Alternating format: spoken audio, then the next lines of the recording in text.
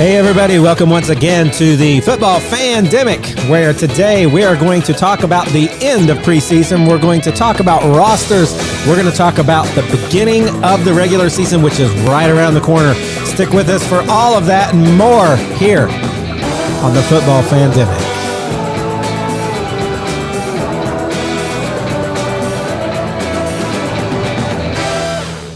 Guys, we're back, and you know what the greatest thing is?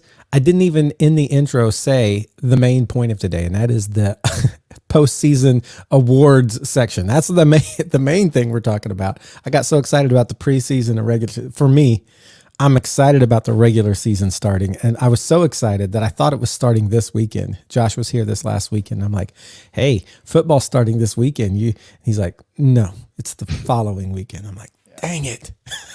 I'm ready. 1 week from today is Detroit and Kansas City. That's right. 1 week from 1 today. week from today. And a few days before that, Monday, Labor Day, all of you in the better than 0-15, better than 0-17? 15. No, 15, because we don't go 17 weeks. The fantasy draft, which I can tell you I am totally unprepared for. But between now and Monday, I will do some cracking on the books. Hey, I can tell you who Matthew's going to take in the 5th round of this year's draft. Who? I think it's a gentleman named Anthony Richardson. You think I'm going to wait till the 5th round? What you talking about, Willis? No. I think that's where you'll get. I don't think he'll be my number 1 quarterback, but he might make it onto my roster just for funsies. Oh yeah. I think if there's anybody that might have the chance to break Peyton Manning's rookie interception record, we might have him on the Colts. But I still am going to be excited every week about his growth and potential. Mm-hmm. So I'm just saying. So while we're kicking off here, we love to get into our news segment. And our news segment this week is going to start off with the good old Colts, because this week was cut down day, and it was the deadline day, the soft deadline day that the Colts gave Jonathan Taylor to find a suitor for a trade to happen. And he was out there, I guess, him and his agent, pounding the pavement, getting people excited and interested. And all we heard was there are 6 teams that are checking in on this. And then we heard there are 2 teams that are serious. We only knew Miami was one of them. But I'm just gonna like push back a little bit against that. No teams were serious. When you hear that the offer never even got to a second round from either team, that's not serious offers. I have a lot of people right now who are like, "Oh, the Colts don't think he's worth a long extension, but they think he's worth a number 1 pick. That doesn't make any sense. Oh, how come you didn't just get rid of him and get this toxic situation out of the building and stuff?" And it's like, okay, you've got to be smart. I think I heard Kent Sterling. He's a guy, by the way, if you don't listen to him as a Colts podcast person, you should. He's really great with Colts news. But he made the analogy. He said, you have a Tesla. You're driving down the street and some dude on the curb says, "Hey, I'll give you $1,200 for your Tesla." You don't just dump it because some dude made you a lowball offer. You drive off in your Tesla and he's still standing on the curb. And that's exactly what happened with Green Bay. Sorry, that was the mystery team. And the Dolphins, who both said, "Yeah, we'll give you something like a 3rd round pick for him." No, that's not the price of a Tesla. And then when the Colts said, "If you're going to do anything, maybe you could throw Waddle down this way with some more," and they said no. And then everybody's like, "The Colts are making wild sorts of trade offers." Is this really wild? We have a guy who was like an MVP a couple years ago, and people think that we shouldn't ask for a second receiver, not their top receiver, their wide receiver 2, in return for that. They're both 24 years old. Jonathan Taylor has some mileage. There's this ankle thing. Not going to lie to you. If you watched Chris Ballard talk yesterday, the reporters asked him, there's some people think that the Colts organization doesn't believe that his ankle's really hurt. Do you? And he's like, he's complaining of pain. And so we're not going to put somebody on the field who's complaining of ankle pain. Everything was carefully worded to say, he's saying there's pain. We're respecting that. That's why he's on PUP. That's why he went to PUP. I don't think the Colts believe him. I don't think it's true either. I think this ankle surgery that should have been a few weeks and is now almost 8 months later, whatever it is. I think that's a bargaining chip that him and his agent are trying to use. I think everybody probably is aware of that. And the Colts are like, okay, listen, if you're gonna try and use that, I'm sorry, you're gonna sit for the first 4 weeks. I think the Colts are doing a little bit of hardball. I think I said on here, I didn't really think he was going to be traded. I think that's exactly what happened. He wasn't traded. I do think that there's the possibility that the Colts will come with some offer for a 2 or 3 year deal that kind of looks like what we saw with Eckler and Saquon Barkley and Josh Jacobs, like all these guys that they're like all wanting these big contract extensions, and then they get a little something. I think we could see something like that. And then I think Jonathan Taylor would be back playing for the Colts. And that's, I think, the most likely scenario. Everybody now is like, oh, this deadline's come and gone, but we still have till October 31st. And we are going to have to talk about this until something happens. But my guess is there is nobody out there going to trade enough to get the Colts to let go of Jonathan Taylor, because right now Jonathan Taylor does not have his hand on the steering wheel in any sense of the word. Now, at this point, he and his agent cannot even contact teams anymore. They had that where the Colts said you can contact teams, but that's gone now. And so now it is just the Colts contacting teams or teams contacting the Colts, and they have to come with a good enough offer that the Colts want to do it, which I don't think the Colts want to do at all, because they see Jonathan Taylor as a good player. And guess what? He is. And this whole ankle thing and back thing, I think the whole reason the back thing happened and that the Colts then leaked that, oh, maybe if it's a back injury, we'll put him on the non-football injury list, which will then push this all a year down the road. I think it was his, actually the players union, someone said had like advised him to say, oh, there's some of this other pain. And they said, oh, you want to go that route? Here's what we'll do. I think the Colts are saying, listen, we know you're not hurt. We know you're trying to make a stand and a statement. We're trying to save face for you, but we're also not going to let you push us around. And the truth is, he has no leverage, none. And so I fully expect Jonathan Taylor will be a Colt this year. And if he's not, it's because somebody coughed up plenty and it was worth it for us. So that's what I think. I think we're not just handing our Tesla to the bum on the side of the road who wants it for free.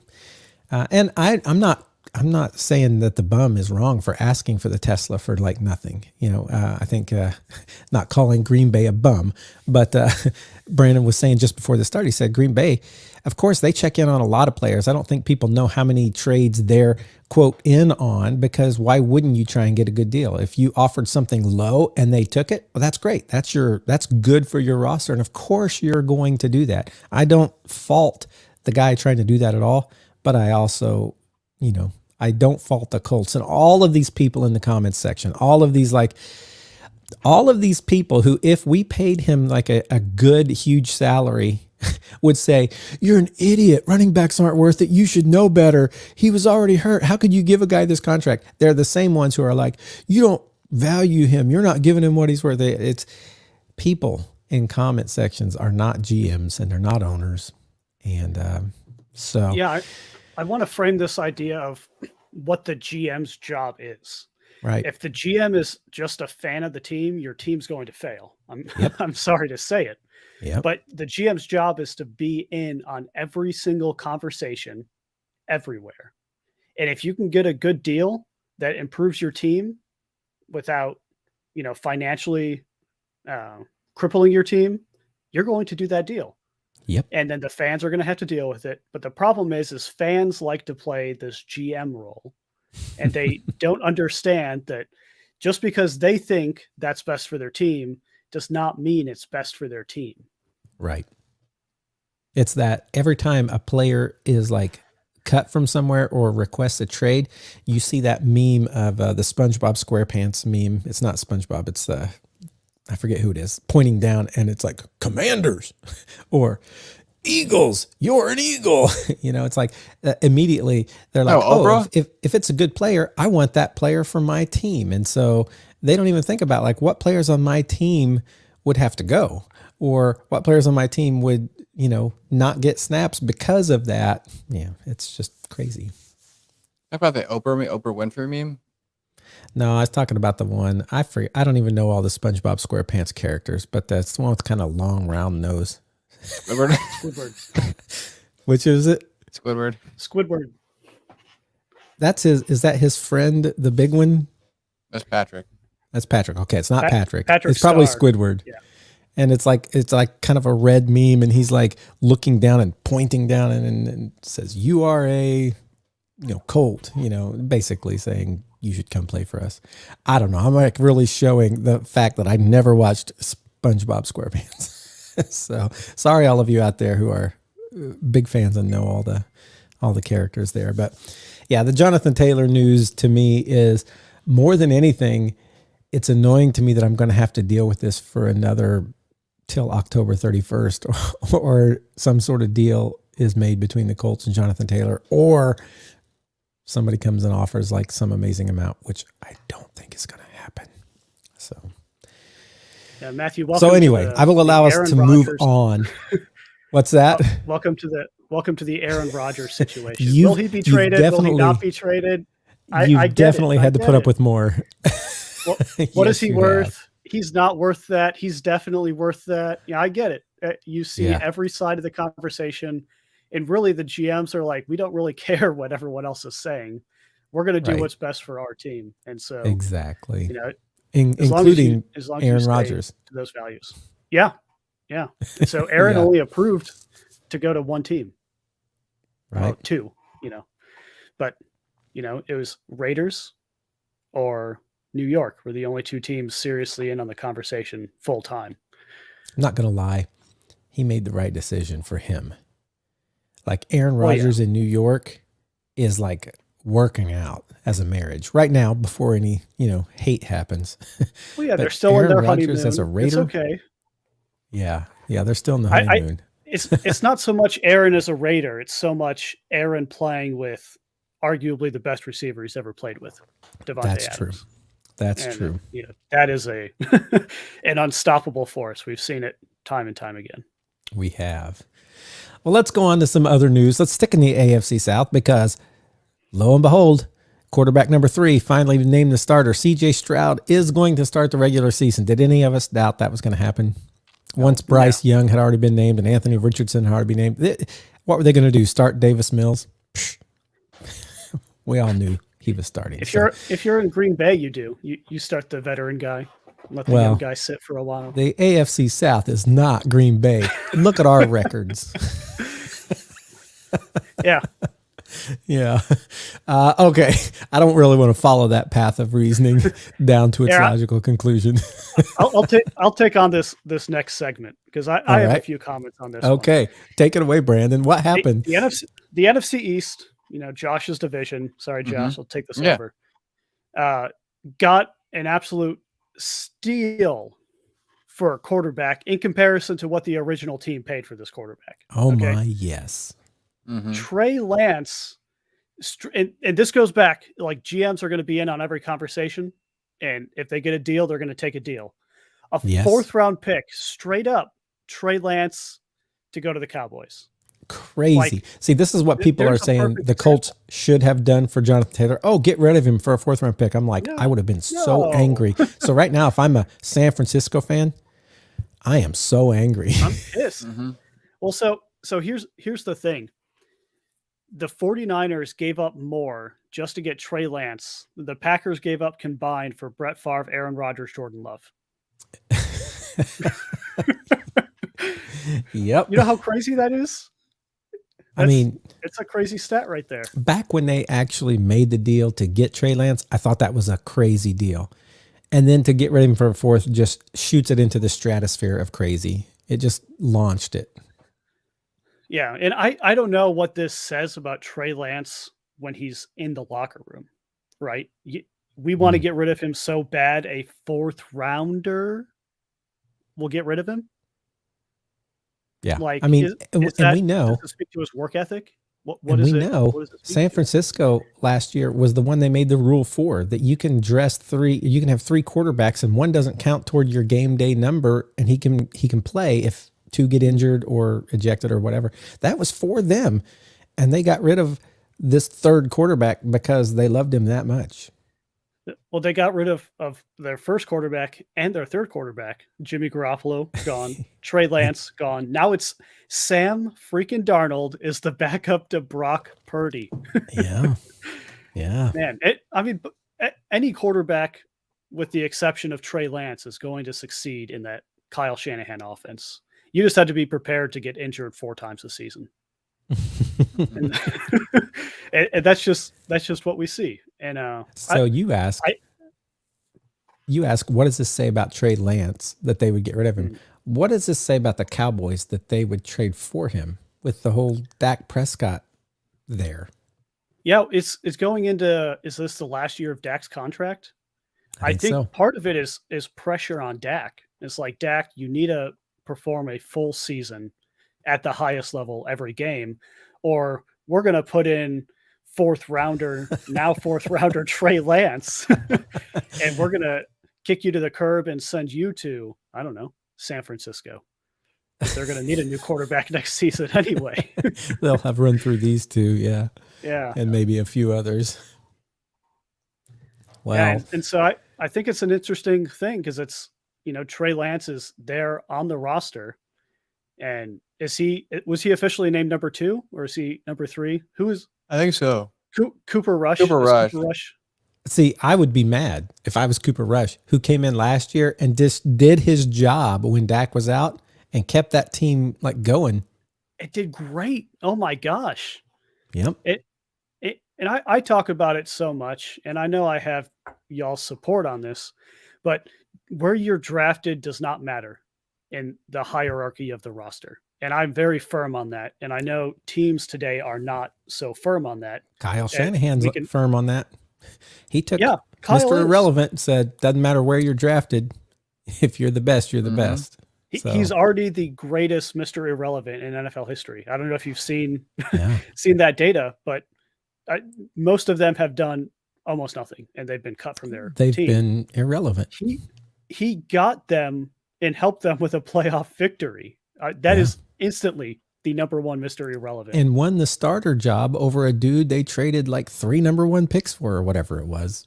Yeah. 3 ones and a third, I think. That's crazy.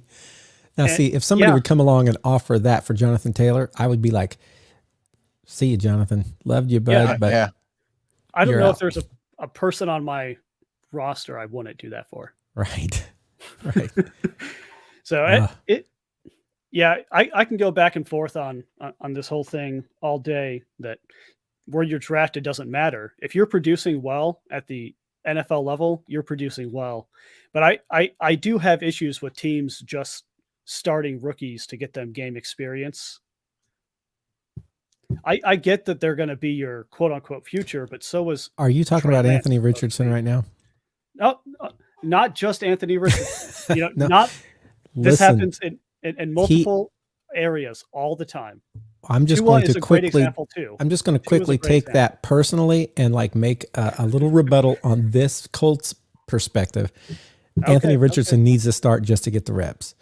He only had 13 in college, and the biggest hit against him is he doesn't have enough experience. He's not going to get that sitting behind Gardner Minshew. What's he going to learn from Gardner Minshew? Reps in college or 13 games? 13 games where he was a starter. He needs reps as a starter. He needs to be, only 13 reps. He only threw 13 balls and we drafted him number 4. That's impressive overall. Right there. I know. Well, Mitch Trubisky was in the same position. But Mitch Trubisky was not as good as Anthony Richardson, so just relax. Yeah, they started about the same. Most talented athlete, traded up for 2nd overall pick. Justin Fields, exact same position. Trey Lance too. Yeah, and so I want Anthony Richardson to do really well, and these reps are important, and I'm not going to negate that. But you can also get these reps not being under the stress of the national media. Not Anthony. He needs the stress. He's like Peyton Manning. There are some people They need that stress and they rise. That's going to be Anthony Richardson. Let's just watch. All right. History will have to tell us in 2 or 3 years. Right. All right. So, well, let's stay over on the East Coast. We're done talking about San Francisco. Let's done. talk about the Chargers. Josh, we got some interesting news coming out there. East Coast, Chargers, West Coast. West Coast. West Whoa, Coast. whoa! It's the new East Coast Chargers. You hadn't heard I was about like, them? all right, are we skipping into our preseason week 3 stuff already or not? But yeah, so the Chargers are retiring numbers of Charlie Joyner and Kellen Winslow, number 80 for Kellen Winslow, and number 40 or 18. I believe it's probably 18 though. Yeah, 18 for Charlie Joyner. Both of them are in the Hall of Fame, so both are very well deserving, and it seems like it's well overdue because I feel like Kellen Winslow was more of the pioneer of, along with Mike Dick, of course, but pioneer of tight ends where they weren't just blocking, an extra lineman on the field, but they were more pass catchers, and they could be played as a skill position. And so Kellen Winslow was very much a pioneer for that, and it's very well overdue. He's probably one of the best players in Chargers history, and it's a great honor for him to be able to be retired his number. So good for the Chargers. Got a couple guys getting their numbers retired. On other running back news, Raiders and Josh Jacobs have agreed to a 1-year, $12 million deal. Just kind of what we expect. That's the running back number right now, and that's what JT's got to learn to expect too if he's wanting to make a deal. So. Sorry, didn't mean to go back to JT. Vikings and tight end TJ Hawkinson, though, they went for a tight end. I feel like this is a pretty good deal. Now, I don't know what tight end deals usually come in around, but I feel like 4 years, $68.5 million is pretty good. Is that right? Yeah. I'd pay that. I'd pay that for. I'd pay that. I'd take that. High end. Yeah, I'd take it too. Josh has seen my hands, so yeah. But it's a good deal for TJ Hawkinson. It's hard for me to still not imagine him on the Lions. When I hear Vikings tight end TJ Hawkinson, I imagine, the Vikings traded him to the Lions, and it's the complete other way around. The Lions traded him to the Vikings. And so my brain is fighting so hard not to loop him in with the Lions. It is funny. I still picture him in the Lions uniform. Yeah, I hear Vikings tight end. I'm like, the Vikings traded him to the Lions. The Lions traded him to the Vikings. But congratulations on him. He's been above average tight end his entire career. I can't say he's been the best at his position with people like Travis Kelce in the league and George Kittle having a few stellar years. But he's been very consistent and up there in, the top 3 to 7. Top 3 to 7 his entire career, and so I'd call that pretty good. Let's move on to our second segment today, the kind of homer team section. Okay, so we're going to talk about preseason week 3, which just happened. Kind of review that just a little bit. We're going to talk about the roster cut down and kind of what we ended up with, what we think of that, if we think anything of that. And then we're going to kind of maybe preview a little bit of week 1 and what we think is going to happen. I'm going to start today with the Colts. Looking at their preseason 3 game, they played against Philly. And so I think my biggest complaint of the preseason was that for whatever reason, the Colts did not play Anthony Richardson at home against the Bears. And I know it was because they had joint practice. They felt like they saw all they needed to see. But like to get him started at Lucas Oil, to know that energy, to know what it's like to come out of that tunnel, I felt like was important. Plus, all these fans paid money wanting to see him. And where do we start him? We start him at Buffalo on the road, and we start him at Philly on the road. Week 3, they started Anthony Richardson. He played for a whole half, and I think we saw exactly what we expected to see. There's a few places where he's a little off on his throws, and then there's some places that are really amazing. He looks good when he runs. Dude trying to tackle him, he just kind of spins and throws the dude and continues running and knows when to go out of bounds. Everything from Anthony Richardson I saw looked really good. Really happy with who he is, and I think Shane Steichen's going to use him well and develop him well. I'm so glad that we have Shane Steichen. I think it makes all the difference in the world in having an Anthony Richardson. I think if we had a different coach, like say a Frank Reich, or who's the coach, Eberflus, nothing against the Bears, but I think having the wrong coach can make it harder. And so I think Anthony Richardson he got the perfect right coach. And so I'm excited to see what they can do together, seeing that in the first half. Now here's what I didn't like. Josh Downs, who I think has been one of our best, receiving pieces out there. So we have Pittman and Alec Pierce. And then Josh Downs is our rookie this year. He dropped a few, and he hasn't done that in practice at all. He has been like the most sure-handed person in practice. So I do want him to make sure that that's a fluke and not. I don't want him to become Michael Strawn, right? You guys remember me and like Michael Strawn? Yeah, I'm so excited. He's Mr. cut. August. Every year in preseason, he looked amazing, and we're all like, "Dude, watch out, everybody!" And then like he just never did anything in the season. And yeah, this year he was hurt again. He got cut. He has been already brought back to our practice squad and can be elevated. So, Matthew, do you remember when Devin Funchess was a Colt? I do. I do. That very, very short amount of time. And he looked fantastic the entire preseason, every snap he took. Mm-hmm. And the Colts are like, yeah, we can't keep you, it's an injury thing. And so if you can't be on the field, you can't play. And then the Packers were like, well, this guy's great. Maybe he'll stay healthy with us. Nope. And it looked great on every snap he played. Big, physical guy. And if he could be on the field full time, he would still be with the. Where was he?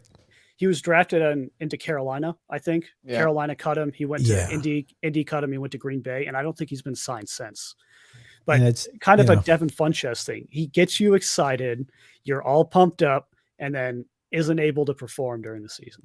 Right. And so, like, there's a little piece of me that's like, oh, they brought him to the practice squad. They could lift him up, and he could still show people. But there's an even bigger part of me that's like, Michael Strawn is never gonna be the man that I thought he was going to be. Josh Downs, on the other hand, I think can be that man, and I hope I'm not putting that same sort of, not getting to that same sort of situation.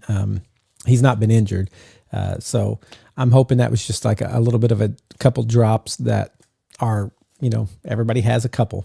Let's hope those are all we see. So I didn't like that. What else in that game? Danny Pinter, one of our offensive linemen who's very versatile, got rolled up on and is now out for the year, his ankle or leg or something. And so that wasn't good on a team that already, our offensive line's looking better this year when it's the starters. Once you put any other sub in, we're looking pretty poor because we just have no depth behind those. I mean, we have three guys right now in the cut down. I'll go ahead and kind of move into the cut down. After the cut down, we have three guys on our offensive linemen who have never taken a snap in the NFL. Not one. So that's not good as your depth. And there's going to have to be some addressing of that. And they already started that off waivers. They got two offensive linemen, a left tackle and a guard. They needed those guys. Also in cut down, here's some of the stuff. So we had 3 QBs after cut down. That's not a surprise because the NFL now says you can have 3 of them that day. One of them doesn't count against you, but he can dress if he needs to. So of course, Sam Ehlinger is going to be in that role. Anthony Richardson's going to be our starter. We already know. And Gardner Minshew is going to be the backup. That expected. Running backs, we all know the Jonathan Taylor thing never resolved yet, and he did go to PUP, so he has at least gone for 4 weeks against Jaguars, Texans, somebody I did know, but four teams he's not going to play against. We do have Zach Moss, who broke his arm, but maybe expected to be able to be back by week 1. He broke his arm, like I think in the first week of preseason or something like that. They think he can be back with a cast or something on it. Deion Jackson, who has looked okay in preseason. And then Evan Hall, the rookie who actually has everybody's kind of pumped about. Those are our 3. We have 3 running backs. And they're not, the names that would inspire great confidence. They're not JT. Maybe JT can come back after week 4. Who knows what that situation will look like. But here's the big surprise. Wide receivers. So when we did cut down day, we had 4, And then by the time I was like freaking out about 4, they cut Isaiah McKenzie, and we were down to 3 on cut down day. 3 wide receivers: Michael Pittman Jr., Alec Pierce, and Josh Downs. That's it. With that, you cannot go into the season with 3. Now, later that day, the next day maybe, they put they put somebody on IR.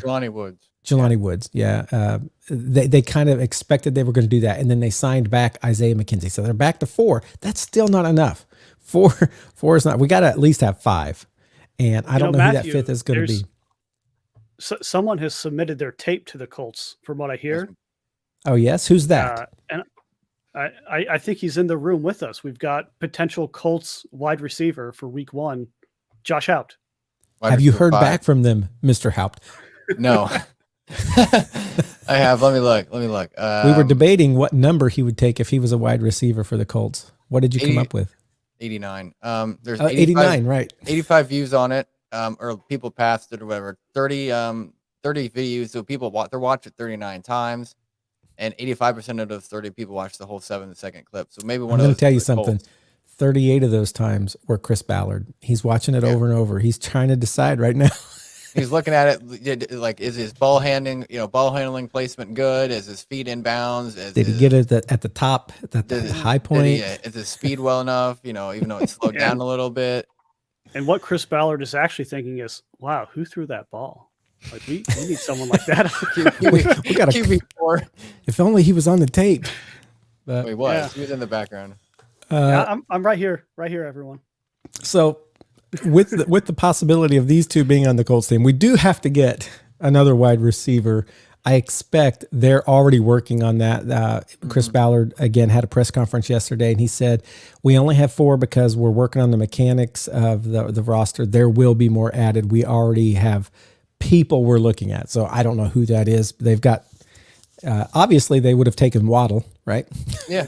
I would have been okay with that, by the way. So, but that didn't materialize. We have 5 tight ends at cut down day. So we had Mo Alley Cox, we had Kylan Granson, Jelani Woods, Andrew Ogletree, and the rookie Will Mallory, who has looked amazing. By the way, Will Mallory, you know what he had as a distinction? Highest graded by PFF of all rookies through the preseason. Will Mallory. Boom. It's pretty good. Now, Matthew, while we're on this, and my mind's on this, you know what your roster sounds like to me right now? What does it sound like? It sounds like it's going to be very heavily focused on the run. Well, I don't know if that was a deal with Jonathan Taylor. It's like, I want to run the ball more. But so let me present to you what this opens up, because it leads to success for Anthony Richardson. Okay. If the team is expecting more run than pass, and you get that good, strong run game going, all of a sudden you run an RPO, which I know Anthony Richardson can do at a professional level, and you get easy completions time and time again. That's great for his confidence. It's great for his reps. So I think there's a little bit behind this on what they want their offensive strategy to look like. Because if you can just run the ball, you kill a bunch of clock, you score, and you keep getting yards, and you can get your rookie quarterback with experience, that's a long-term winning strategy. And so 5 tight ends, 4 receivers, and 3 running backs. Was that right? Yeah. Now the tight ends, one of them was put on IR, so there's only 4 now. 4, yeah. But I mean, those tight ends are vitally important in the run game and the pass game. Right. And so if you get all of them involved at a very high level, I think that actually looks pretty good for what the Colts are able to do strategically. And our 5 tight ends were all like freaks of nature in that relative athletic score. Well, basically our whole team is. The quarterback, highest RAS coming out. Jelani Woods and Mo Alley Cox and Kylan Granson, all like super high on that RAS. I think even Will Mallory was. Ogletree has been great. You look at so many of our players, that's Ballard's type. He likes those like super athletic guys. So yeah, getting them all involved. I can see a lot of 2 tight end sets, limited wide receivers out there, but You got Josh Downs on the slot, and you got those other two going long, and then you got some tight ends out there. It's like I can see because if the running back can do anything, and Anthony Richards can also be a running back, teams still don't know what to do. They don't know where to put people, and it causes a lot of mismatches. So I do see what they're doing. Yeah, because your playbook goes from this big to this big. Yeah, and now all of a sudden you've doubled your options on what you can do. It's very hard for teams to do that, and that's what Kyle Shanahan has done. He's beefed up his run game the past few years. Every time he's gone to the Super Bowl, we know Jimmy Garoppolo was the quarterback. Okay, we don't have to pretend, but Jimmy Garoppolo could go in a game and throw the ball 8 times, and the team would win. Right. And so you get this good, solid foundation of a running game, and all your quarterback has to do is basic things like complete a pass. And I think Anthony Richardson can do more than that, but just small, easy confidence builder items for this first season would look great for Anthony Richardson. And the best part is that's what he has to work on. He has to work on his 5 and 10 yard throws. The funny thing is he can like chuck it 40 yards on a dot, but he's still having a little trouble with those 5 and 10 yard throws. So that's where he's got to work. That's where we got to see improvement. He's a Sunshine from Remember the Titans. He can throw the ball a mile, but he can't pitch it 5 yards. Right. Other things about the Colts roster, the O-line. Like I said, Danny Pinter went out. We already were like super thin at depth. And so on waiver wires, they picked up 2 offensive linemen. We knew that was going to happen.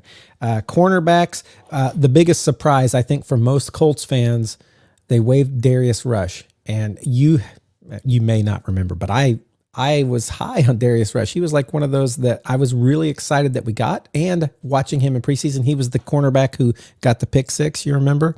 He caught it and ran it in for pick 6. And everybody was like, hey, that's a rookie. Got himself a pick 6. We cut him. He's picked up by the Kansas City Chiefs. But anyway, they were just really impressed with Jalen Jones above him. And then Juju Brents, also 2 rookies. I mean, we have like one of the youngest teams right now in the NFL. We have no players over the age of 30. None. I saw that. We have like, I think 1 or 2 that are 30, but then most of them are like 24 and younger. It's a young team. And so they're excited about what the cornerbacks are. And that's good because if we can cut Darius Rush because we feel that confident about the other ones, then good. But that was the biggest surprise. And what I saw most Colts fans like, what? How in the world? Why did you do this? And, so I hated to see Darius Rush go. I would have liked to kept him, but how can you keep like 6 cornerbacks? You got to build a roster. So we did in waivers. We were the 4th waiver. And so the way waivers work, if you don't know this, you can just list all the people you want and you get them all. It's not like a draft where you get one and then everybody else gets a choice and then you get one more. So like whoever was number 1, was that the Bears? Yeah. They could say, I want these 17 guys, and they would get 17 guys. Now they would have to dump 17 guys. So they're probably not going to do that. But the good thing about having a high waiver place, we had number 4, is you can pick up from all those choices when everybody does cut down day. We only picked up 3. I really thought we might pick up more. But here's the thing. Everybody doesn't cut everybody that they're going to cut on cut down day. And so there will be other people come available and we'll still have that 4th spot to pick up more. But we picked up 2 offensive linemen and 1 linebacker who's an edge rusher who hopefully, I don't know any of their names, don't know anything about any of these guys, but that's kind of what you get when you get cuts, in waiver wire. You're like, okay, maybe this guy will be something. I don't know. So that's what I think about the Colts cut down part. And now to the week 1 preview. And then I promise I will let you guys talk. Week 1 preview, we got the Colts versus the Jaguars. And I don't remember what we picked as far as I'll look real quick. Yeah, who we picked to win. But I feel like this could be a place where the Colts come out and a statement gets made because nobody knows what to expect. We've got this whole they don't know how to defend or what to defend yet as far as the run versus the pass. I feel like this is one we could kind of like look better than we're going to be this year. We could win this one, and then everybody's expectations are going to go boop, really high, and then we're going to like lose several. I'm not like saying we're going to the Super Bowl, but we could win this week 1 game. By the way, after the cut down day, when all the fans were looking at this roster and saying we only have 3 wide receivers and we have 5 tight ends, and what the heck are we doing, and why did we cut Darius Rush? The good thing about all that is I think it brought people's expectations back down to like real. A little bit more. They're looking at the year like, oh man, we might not win a lot. And so if nothing else, at least people aren't like sitting here in their heads thinking we're going to the Super Bowl with Anthony Richardson. Boom. Rookie year. So I do expect that we could be competitive in this first game, and it might be, a lone bright spot at the beginning of the season as we face some of our other teams. I really feel like we might do okay against the Texans too, out of those first 4, but we don't have JT, which would have really helped us do better, I think, in any of those first 4 games. Again, I don't want to belabor that. I don't want to sit and talk about JT forever and ever, but it looks like I get to for a while. We're going to, though, move on to Mitchell Trubisky and the Colts, because I see that he was, oh, wait, that's not Mitchell Trubisky listed there, is it? Josh, who was it that did so? I'm sorry, the Commanders. Definitely not Mitchell Trubisky and the Colts. I'm just going to say flat out, that's never going to, But anyway, it's not Mitchell Trubisky, but tell us about the Commanders, Josh. Well, so we'll do this each time we, preview our games, but we predicted the Colts to lose against the Jaguars week 1.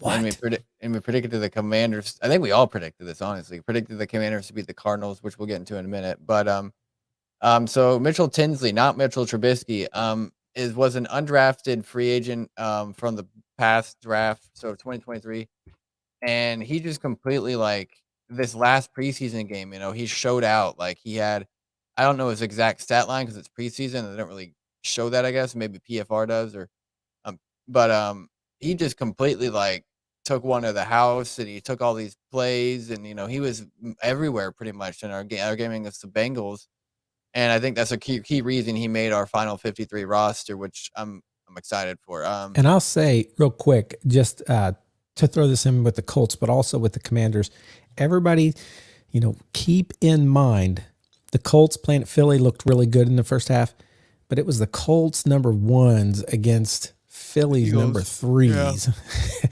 So same here. Commanders, you were playing some people that you needed to see who might be starters against not starters, but they looked good enough to make the team, right?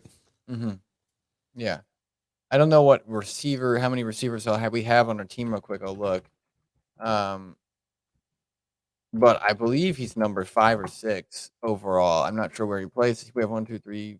So we have 7 receivers, and we only have 3. Take that.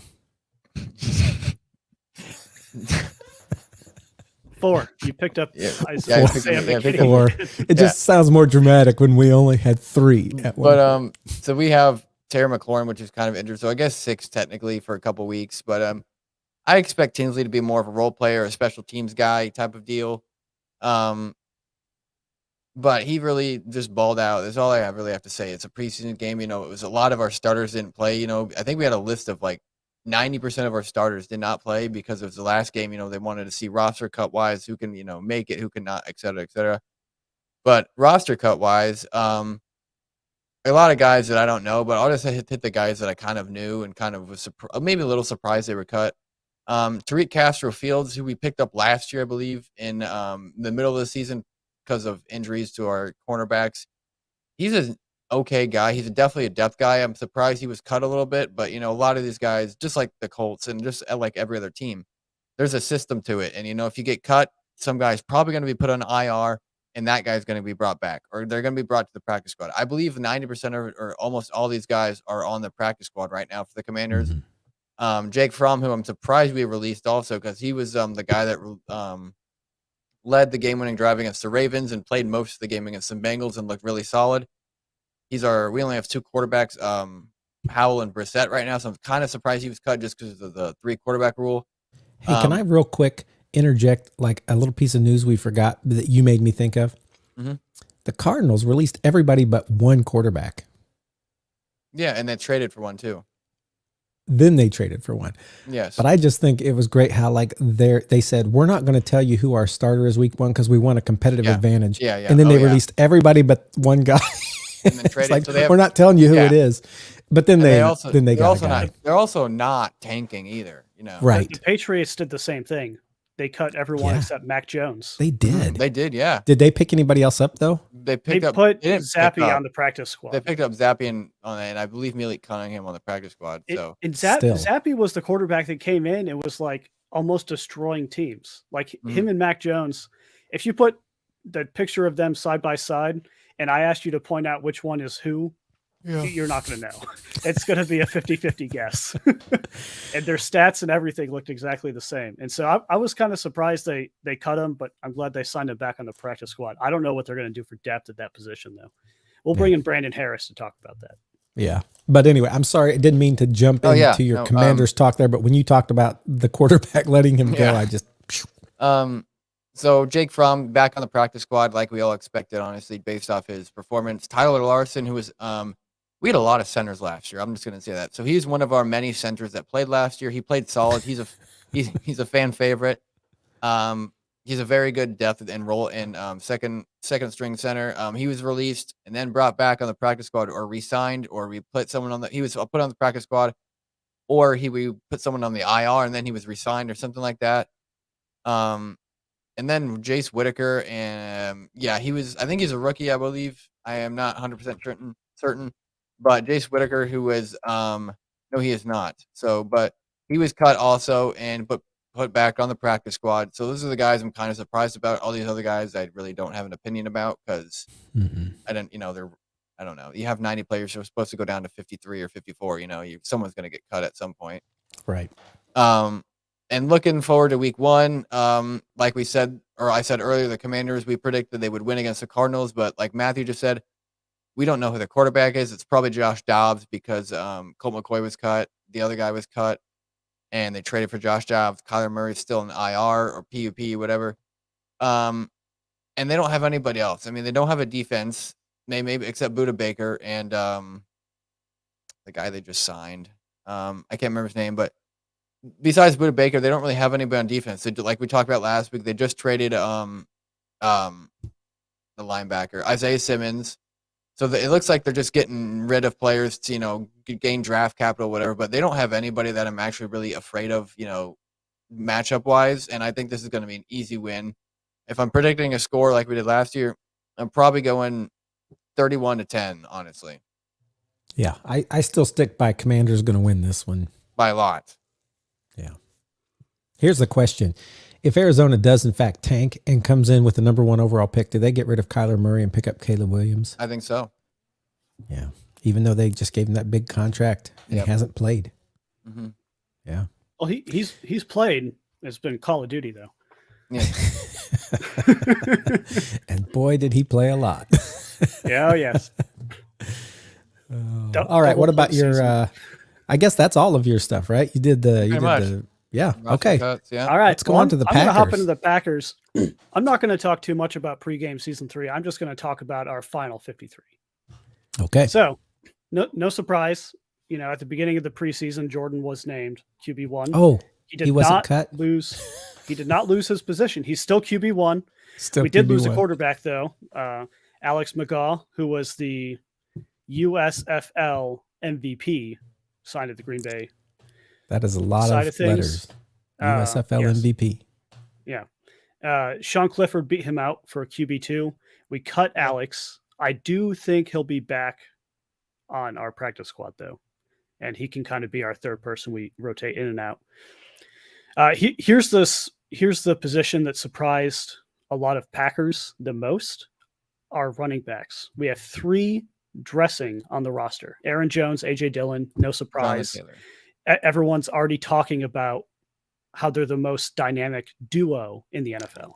Hey, did you hear on the Pat McAfee show when they were talking about them being interested in trading for Jonathan Taylor? Their resident Packers fans like, yeah, imagine if they were doing that. They were looking for a trade of one of the running backs. I think we would all want it to be Dillon. and they probably wanted Jones. And I was thinking, wow, I don't know if my internal Packers fan here would agree with that. So I'll address that live on air. So Okay. Packers fans adore AJ Dillon. I mean, he just embodies what it is to be a Wisconsin person. So he feels almost like his thigh is enough, not even his whole body. That's he right. enthighs the position.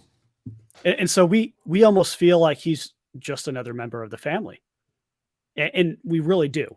And I don't want to put that out there. And not that Aaron Jones does not, but AJ Dillon moved in and he's like, this place is awesome. I'm just going to drink Spotted Cow and eat cheese curds on my off season. And I'm just going to join all of y'all in the community and just be best friends with you. Let me ask you a question. Whoa. Jonathan Taylor, healthy. Would you take him over Dillon or Dillon over him? Well, so there's a bit of a problem there. They both were the same number. And so they can't be on the same team. They're the same draft year, right? Yeah. They're both going into their last 2020? year. 2020? Yeah. Yeah. I think they both were drafted in the same year. And so here's our tough part. Here's the thing. Green Bay mentioned drafted after, and I think they really wanted Jonathan Taylor and took Dillon. They had scouted him, is what I heard. They had scouted Jonathan Taylor because he's a Wisconsin guy. Well, yeah, why wouldn't we scout him? He's like 2 hours south of the Lambeau Field. So my question to you remains, which one would you take if you had your choice? Both of them. I love it. Let me back up with this. Aaron Jones is phenomenal because he does literally everything at a super high level, and no one's going to doubt his hands. No one's going to doubt his ability to cut and run the ball efficiently. He does everything at that level. And in some ways, he's an improvement over JT. In some ways, he's not. JT can catch the ball and can make big open field moves, but Aaron Jones is not a goal line running back. He's just not. He's not built for that the way JT is, where AJ Dillon is. And so it kind of depends on what Green Bay is looking for in their running back. Are they looking and do they feel good enough about their tight end and receivers where you don't need Aaron Jones? Because Aaron Jones will draw corners and draw safeties, not linebackers like the rest of the NFL throws at your standard running back. Aaron Jones draws massive people towards him, and he can line up wide and perform the same functions as a top NFL receiver, but as a running back. So if you feel like you have that solid and in the bank with your receiving core, you trade Aaron Jones and you add JT to the roster. If you don't feel like you have that, you trade AJ Dillon, probably a lineman, and then a third round pick for JT. And then you have, in most ways, an improved running back over AJ Dillon. I can't say JT and AJ Dillon are the same running back because they're obviously not. JT is phenomenal. But then you operate with Aaron Jones and JT in the backfield. But if you feel like you already have everything Aaron Jones can do elsewhere on your roster, then you rock JT and Dillon. And I'm fine with either combination. I'm obviously very partial towards AJ Dillon, and Josh and I saw him within like 15 yards. Walked right by him. And so we love him, and he's a member of the family. And so I could see it going either way, but it depends on what Matt LaFleur is trying to do with the offense. Yeah. Anyway, sticking on running backs, we had like 6 of them in the preseason. We're down to 3. The last one that won the spot, and it was down between 3 guys: Patrick Taylor, who won it the past 2 seasons; Tyler Goodson, who's been on the practice squad the past 2 seasons; and undrafted rookie Emmanuel Wilson. And undrafted rookie Emmanuel Wilson won it. And the concern with Emmanuel Wilson, and he was rated by PFF as one of the top 5 players in the preseason, hands down. He played 3rd string, 2nd string, and starting in week 3. And he performed and got excellent ratings against every form of defense, which was good to see. The concern with Emmanuel Wilson over Patrick Taylor is, can Emmanuel Wilson pick up a linebacker blitz and block for the quarterback? Patrick Taylor was phenomenal in that. And In the first 2 games, Emmanuel Wilson did not do that well. And that's just honest. In the third game, he got every single one perfect. And so that gave the Packers enough That's hope. good. And in the third game is when they were playing against the Seattle starting defense. And so he did it against the NFL starting defense. He learned quick and executed at the level we needed him to execute. So he got the starting job. Very proud of him. He's probably going to get about 15 snaps all season, but I'm glad he's I'm glad he's I was going there. to say, not the starting job, right? He got the job. Yeah, he's 53-man RB3. roster. Yeah. Yeah. We have 6 receivers, and I think some of them might Gluttons. surprise you. The ones we expected are these 4. Christian Watson, no doubt. Romeo Doubs, no doubt. Jaden Reed, no doubt. And Samari Toure, who the Packers have been raving about all preseason, which we know is not always the best thing. Megastron. Right there. But the 2 guys we kept that really showed out in the preseason, and I mentioned it, one of these guys to you in our group text, was Dontavian Wicks and Malik Heath. Malik Heath was the guy that stuck out to me. Mm-hmm. He used to be the top receiver in the SEC, and we got him in the 7th round. And so he came out, he showed physicality, he showed he has great hands. We have 18 on the field again, and he's not named Randall Cobb for the first time since 2010. And so it's going to be good. Our offense is nice and young, and we kept 3 tight ends, 6 receivers, 3 tight ends. Almost the inverse of what Indy did. But we have Luke Musgrave, who is the fastest person on our roster. Scary to think about as a tight end. Tucker Kraft, the 3rd round pick. I know how we do in the 3rd round. Not sold on him. And then Josiah DeGuara, who's been on the roster since 2020 as well. And he's good friends with Jordan Love, and he's consistent in those underneath throws against linebackers. And so I'm excited to have him. Our offensive line, we kept 11 of them. David Bakhtiari, no surprise. He's also not in New York. Elton Jenkins, Right. the most versatile lineman in the NFL. Josh Myers, center, questionable.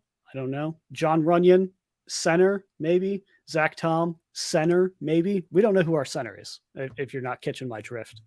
Josh Neisman, who is a guy I would be fine trading to Indy for JT. Rasheed Walker, a guy I'm fine trading to Indy for JT. Both of those guys excel at the tackle position or add excellent tackle depth. Royce Newman, not sold on. Sean Ryan did pretty well at right tackle. Caleb Jones and Luke Tenuta, not super sold on those guys, but I guess they're just there for depth. Defensive line, we're rocking Kenny Clark as normal. TJ Slayton, who's our guy that came in from Florida, never experiencing snow before, and was thinking it was going to be, in the summer, like 6 inches of snow. Not the case. Not the Devontae case. Wyatt, and Jonathan Ford, Colby Wood, and Carl Brooks. Pretty solid defensive line group. We're going to get lots of rotations in to keep guys as fresh as possible on every down.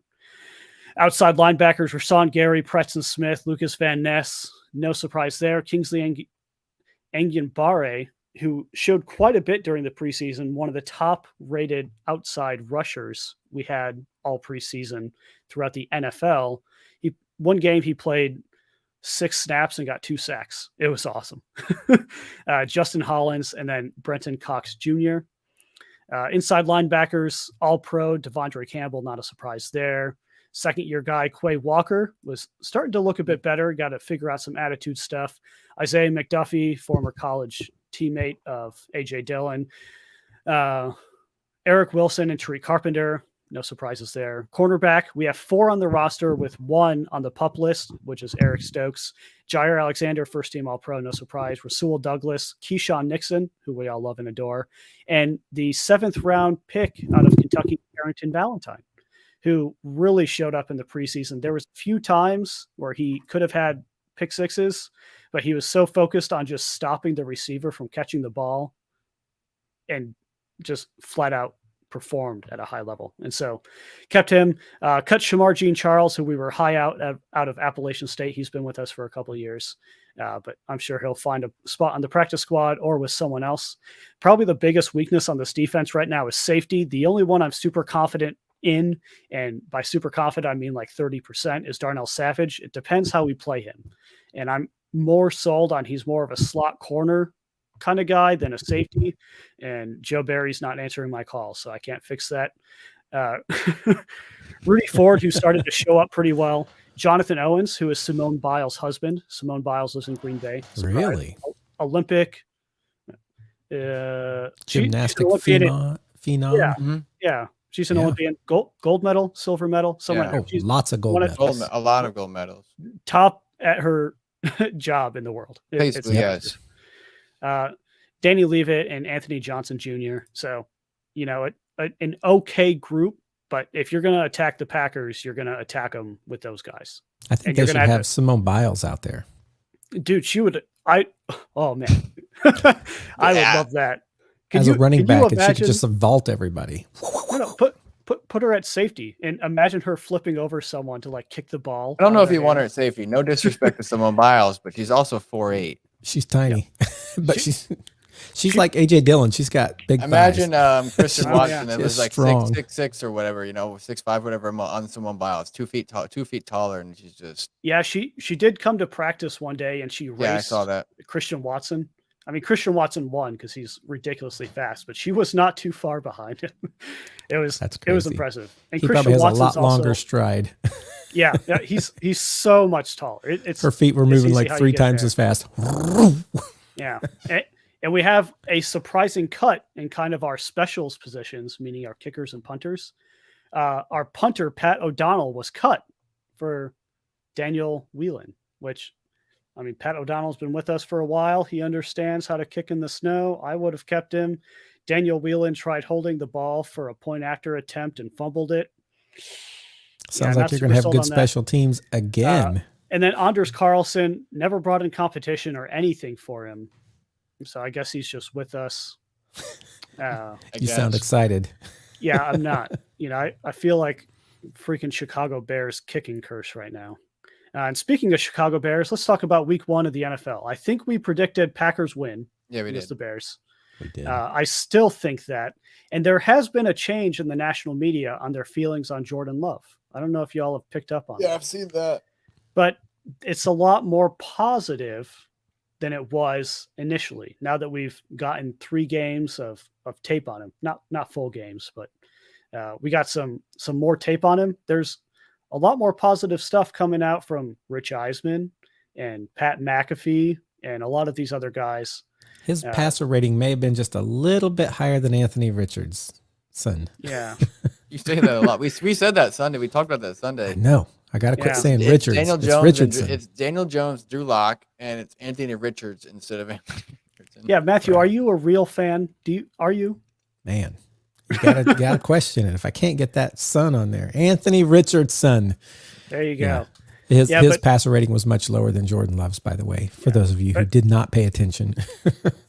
But I mean, everyone just instantly wrote off the Packers is doing nothing. And I think they're starting to reevaluate that after seeing some of the things we were able to do in the preseason, not in terms of hardcore winning, but skill that's actually on tape, which is what you want in the preseason.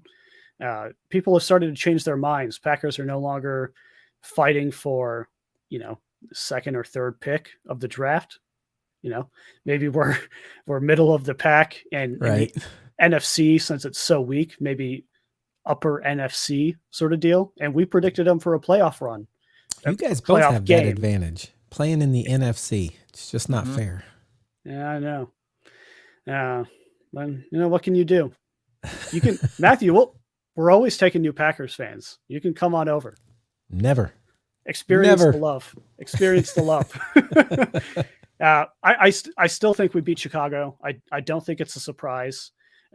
Justin Gotta score. Fields does look like he can, throw the ball at least 25 yards now, which is positive. Mhm. But it's not always where it's optimal for DJ Moore. This which is going to be a kind of great his only season receiver. to see who Justin Fields really is, to see who Jordan Love really is. To see who Sam Well, Howell I'm really excited. I is. love See who Anthony my, Richardson really is. It's a, All of them. all of them.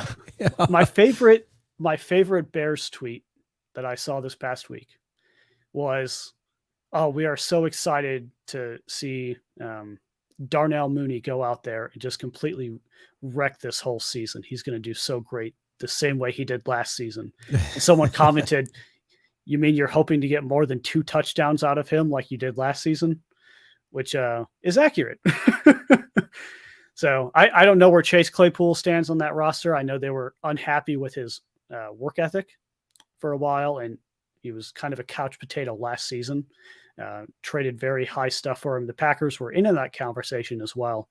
And they did get more stuff from the Bears than they would have gotten from the Packers.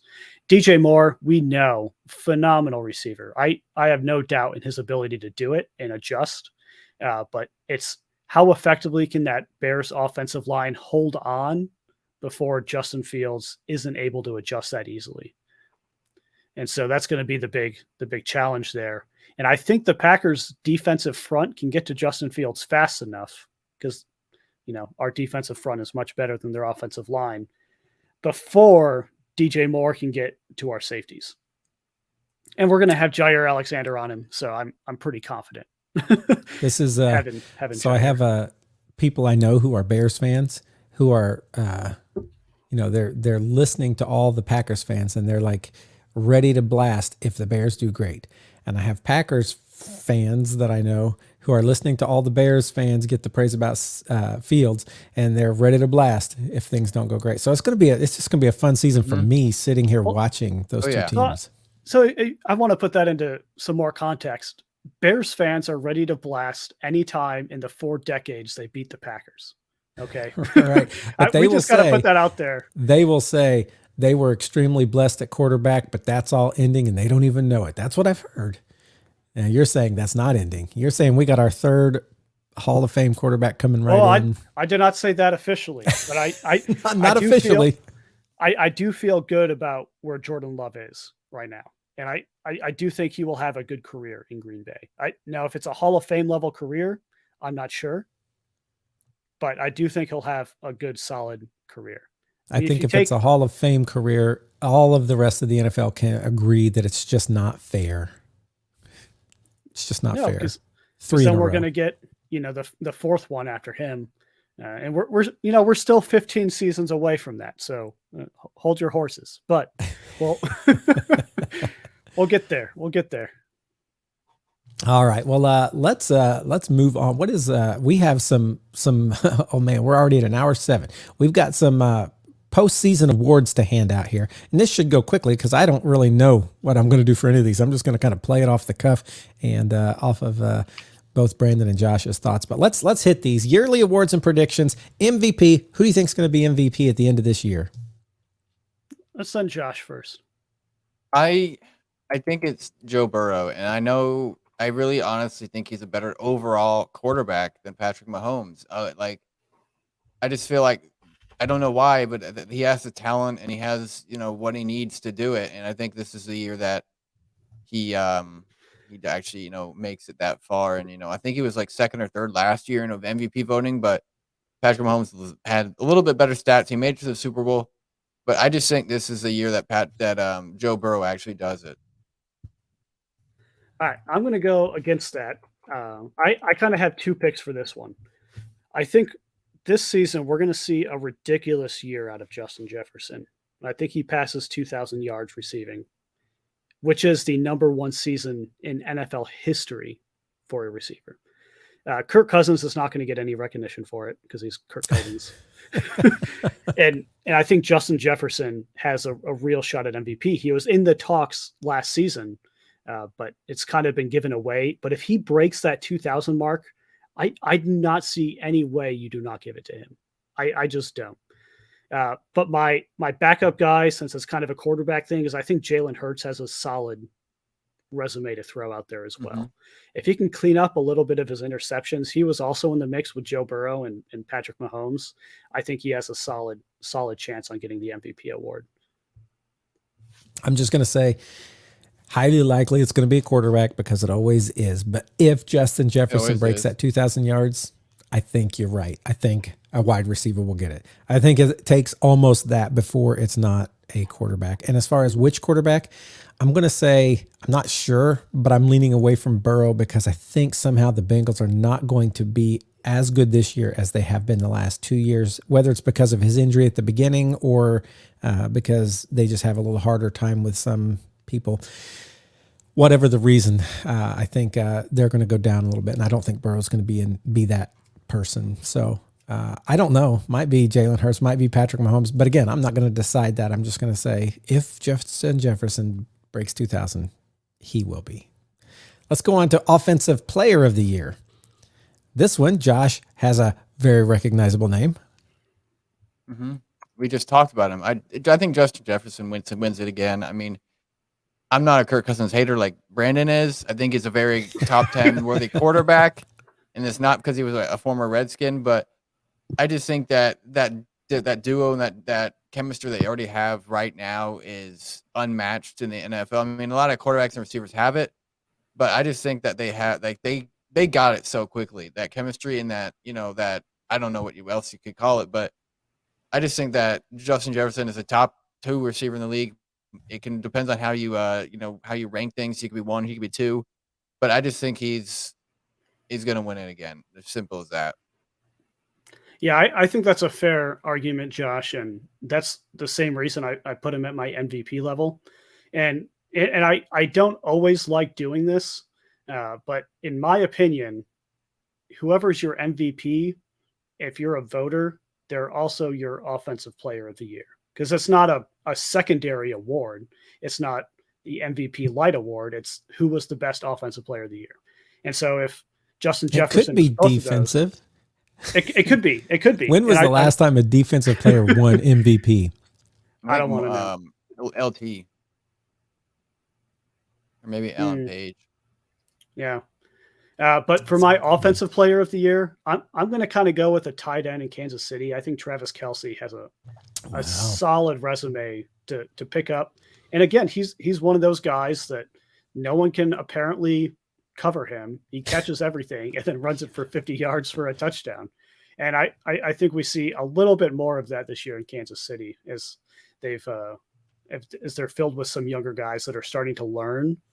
And so he's going to be like their first half of the season go-to guy. He's going to be their go-to guy for everything, but he's going to get more reps in the first half, which will kind of catapult his stats up to that Offensive Player of the Year.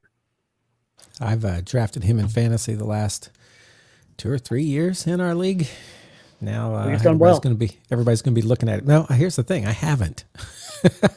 Like he's been good. He has. But the rest of my roster has not. So, yeah, I'm going to say that I truly think a quarterback wins MVP and Justin Jefferson gets Offensive Player of the Year because he doesn't quite break 2,000 yards. That's where I'm going. Defensive Player of the Year. Josh, we're just going to keep starting with you since you have a name typed in there. All right. Micah Parsons, I think. I mean, Nick Bosa won it last year, and I think Micah Parsons was at least top 3 in voting. I think with a better secondary and Stephon Gilmore, coming to the Cowboys, Trayvon Diggs is still there, and okay safeties, but I think that the addition of Stephon Gilmore gives the secondary, or more so the pass rush, a lot more chances to get a sack or get a TFL or whatever, because they are so locked down. And I think that Micah Parsons is that guy in Dallas to be able to do that. I mean, he was electric last year. He was electric his rookie year. I think he's just going to keep improving to the point where he's defensive player of the year this year, if not next year at least. Okay. Yeah, I like that analysis, Josh. I'm going to go a bit homer on this one, and I'll explain. I think Jair Alexander hoists that mantle this season. And here's why. With our improved defensive 7, quarterbacks are going to have to get the ball out fast. It's not going to be an easy game. Jair has proven in close situations, he is the bona fide guy to have. You're not going to have time to have your receivers run down the field and complete passes accurately. And you're going to want to throw it to your top guy, who Jair is going to be covering. So he's going to have a lot of pass breakups. I think he probably gets 5 or 6 interceptions this season. Receiver or people aren't throwing his way a lot, which is why he doesn't get a lot of those interceptions, but he does get them if you're thrown his way. And he creates a lot of pass breakups. He's going to be like the guy anchoring that Packers defense that I am confident is scary this season. And he's my guy. It's going to be a top 5 defense. Jair Alexander's the leader of that defense, and he's going to be the top corner in the league, kind of like he's proven the past few seasons. I think he's in that mix for defensive player of the year. And I actually have an opinion on this one, and it's the same position, but it's a different person. And it's with a defense that I think will be the number 1 defense this year. I think it's Sauce Gardner with the Jets defense. They were strong last year, and they're only looking stronger this year. And he won Defensive Rookie of the Year. I think he goes right on to Defensive Player of the Year this year because I think he will do that. So, yeah, still sticking with the cornerbacks there. I like it, Matthew. You're absolutely correct on that. Yeah. All three of those could be. I could see any. Yeah. I think I just think the more defensive player. I mean, besides Stephon Gilmore, defensive player there is very much more kind of like MVPs. MVP is constructed towards quarterbacks and maybe running backs. You know, we've only had 2 or 3 running backs since 2000 win MVP. I feel like defensive player of the year is more constructed towards linemen and pass rushers at linebacker because they're the ones that get to the ball the most. I mean, it's very rare that I've seen a cornerback win defensive player of the year in the recent last decade or so. Besides Stephon Gilmore, you know what I mean? So didn't Darrelle Revis? He never did. No, that's crazy. I mean, let me look at the winners real quick, and I'll just go down the list. Just so I can not really prove a point, but I want to see any other cornerbacks. I can prove a point. Not really, but just to see if any other cornerbacks did real quick. Stephon Gilmore. Troy Polamalu 2010, Charles Woodson 2009, Bob Sanders 07. Bob Sanders. This is only Bob Sanders is a safety. Or a safety, I mean, yeah. Yeah. Not a lineman. Not a linebacker. Ed Reed 04. And that's it since 2000. So 4 guys since 2000. The rest of them have been linebackers or defensive end / defensive tackle. Bob Sanders was awesome, by the way. I just want to throw that out there. And if you guys watched any of the Colts games, number 41, Grant Stewart, he's the dude with Polamalu-like hair. It's just like that big mane. You probably couldn't even see his name on his jersey. It's number 41. That dude's flying around. I'm like, man, that's kind of he's much thicker than Bob Sanders. But anyway, let's go on to Offensive Rookie of the Year. I'm going to start this one because I have an opinion, strong opinion. You gave a sneak peek last week. I think Anthony Richardson wins this one. All the talk around all of these, and I've heard people say Bryce Young. I don't think Bryce Young is going to be as explosive. And I think Frank Reich being his coach hurts him. And I love Frank Reich. I had him as a coach, but I was often mystified at the play calling and at some of the poor game planning. And I see some of that probably happening with Carolina this year. But I think Steichen and Richardson, I think he's going to light it up. Now, will they win all the time? No. But will he excite people a lot? Yes. I think Anthony Richardson gets that. Okay. So you kind of said that last week. You're not really an analysis, but you gave a sneak peek. But I actually do think it's Bryce Young. And I know a lot of the consensus says Bijan Robinson out of Atlanta, but I just think that running back room is too. He's right. Of course, it's preseason, but he's running back 3 on the depth chart right now, which will probably change in the next coming weeks because they have the week off, whatever. But I just think that's too much of a stacked running back room with Tyler Algier and Cordell Patterson to actually get a full-time, I guess, starting role as running back for Atlanta. You got to share the load or share the money, whatever you want to call it. But I feel like Bryce Young is the most equipped with his offense he has, and just like Adam Thielen, DJ Chark, Miles Sanders. I just think he has a more prone and more ready offense along with, I know you said the different Matthew, but I just think Frank Reich is more equipped for quarterbacks. You know what I mean? Not for the kind of running back, not for the kind of quarterback that Anthony Richardson's going to be, which is partially running back. But. All right, I'm going to hop in here with a non-quarterback, just to kind of mix the pot a little bit. I know we talked about Bijan Robinson in Atlanta, and I hear those good points. Yeah. And he will be good. He's going to be great for fantasy football, but I'm going with another running back. I think Jahmyr Gibbs out of Detroit. Really? Come out. Even though they have DeAndre Swift, right? They don't. He's in Philly. They have David Montgomery from Chicago. Montgomery. Yeah.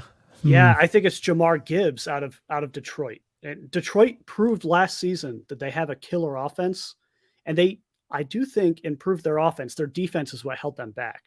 And so It Jamar is. Gibbs put into that offense is going to look a lot scarier than most people think. So Jamar Gibbs is my vote for offensive rookie of the year. Okay, we got us a running back in there. Interesting. How about defensive rookie of the year?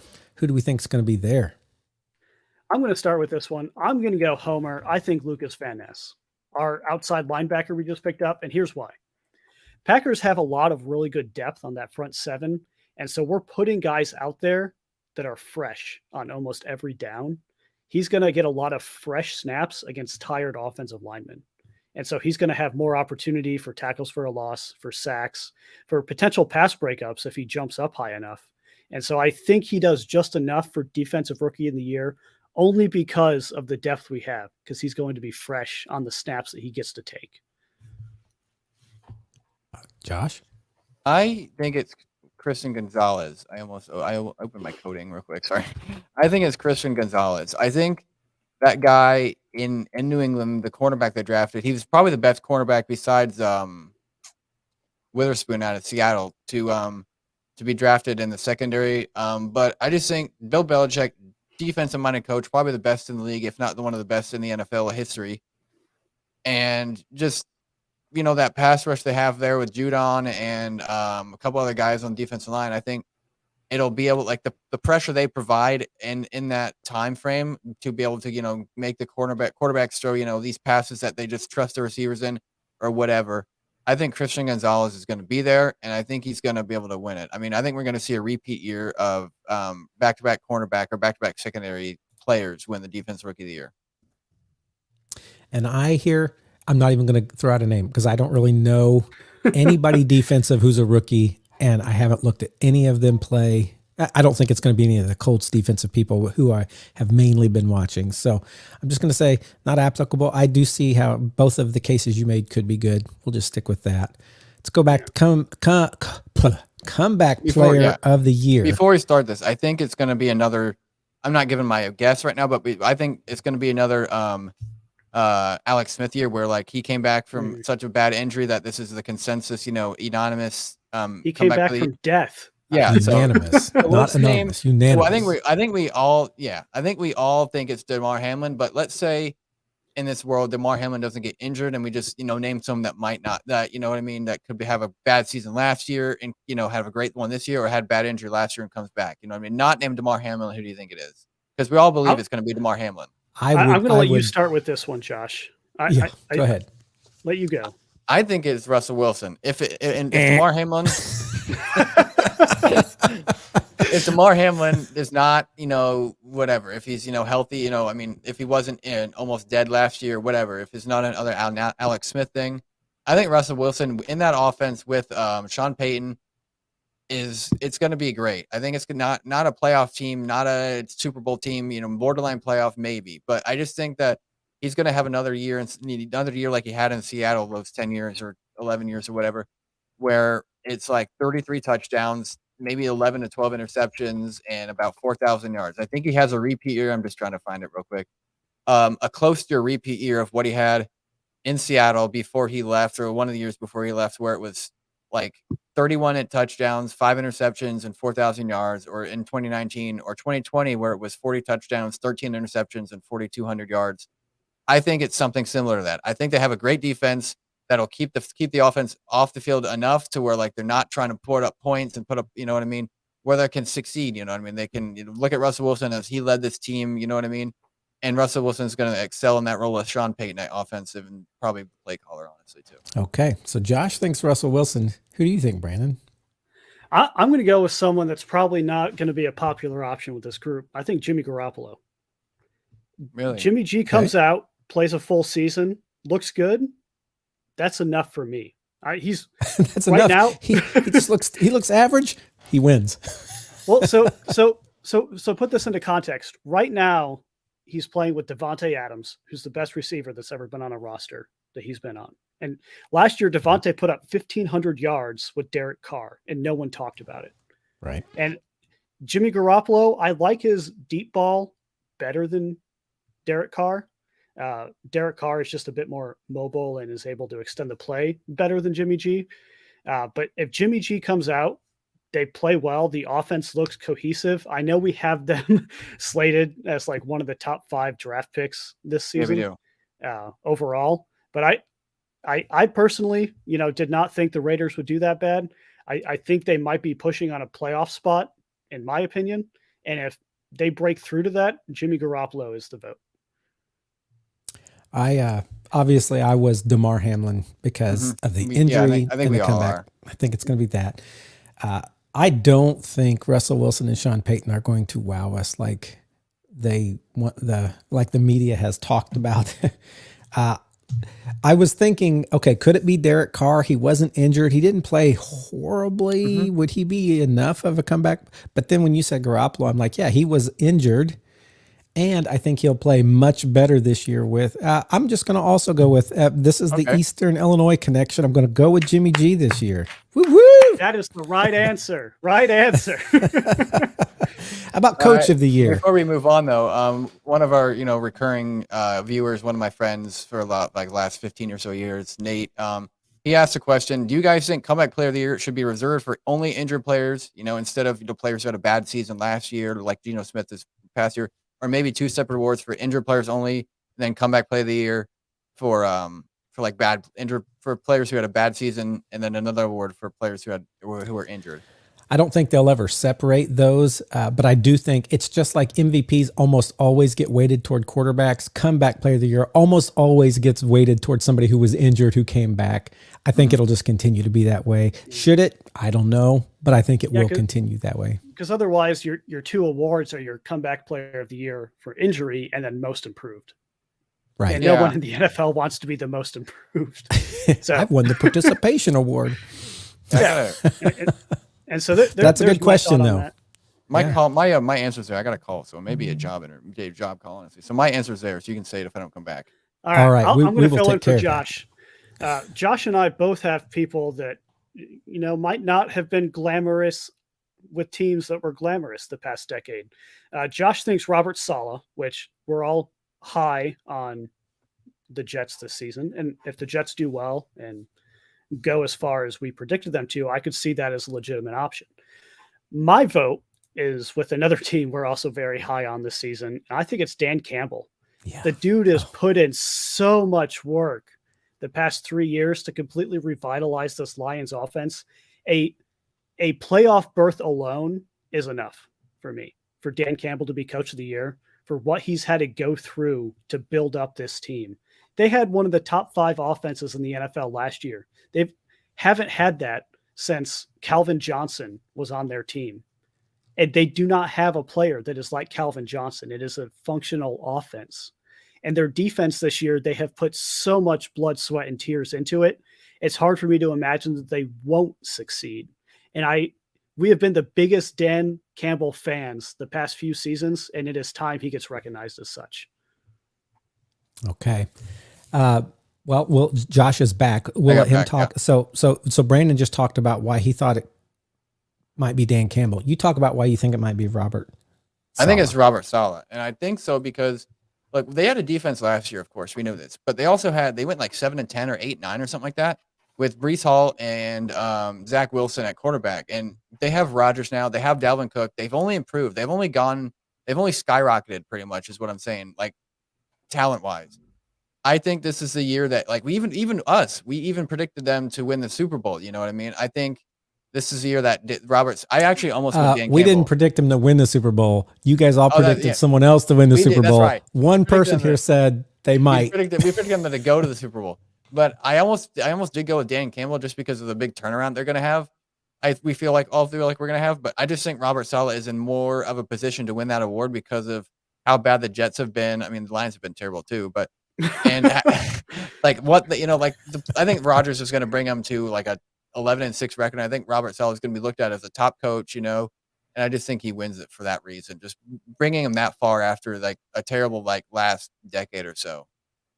So whether it's groupthink or not, we're all on the same page because I had 2 people in mind, Dan Campbell and Robert Saleh. And I think I'm going to, so much depends on how the season goes, but I think the fact that the Lions defense was so bad last year that even if they improve, I don't know that they're going to get where they need to be. Whereas the Jets, their defense was good and their offense was good. And like Josh said, they're getting better.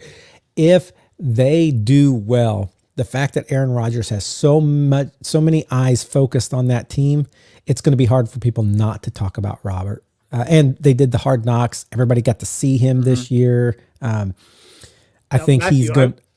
I think he's going to probably win it. But here's what I will say is if the Lions do better than expect, like their defense does better than expected and they win, I could see Dan Campbell winning it just as my hope is Dan Campbell wins it because I love Dan Campbell. I love everything about the way he is a coach.